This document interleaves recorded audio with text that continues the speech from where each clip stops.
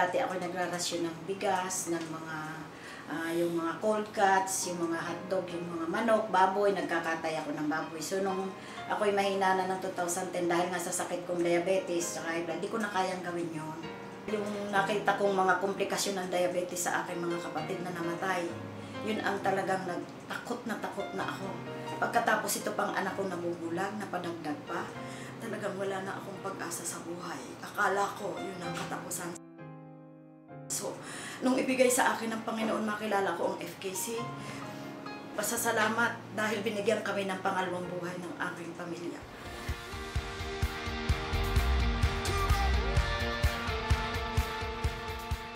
Maraming blessing sa totoo lang na dumadating sa akin na hindi ko talaga inaasahan. Ang aking laptops ay nabili ko dito sa FKC, 3 na. Within 2 months na nakaipon uli ako ng pambili ng sasakyan. Tipupit na ganito kalaki.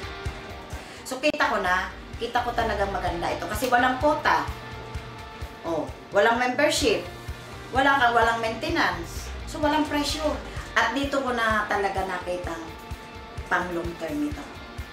Dahil ngayon, kumbaga nag-aani na ako, ramdam ko na. Inaambisyon ko na rin mapalitan yung luma kong bahay. Gusto ko naman magtayo ng isang cute na bahay. Yun naman mo ang isa kong project ngayon. Pero bayad na ho yun.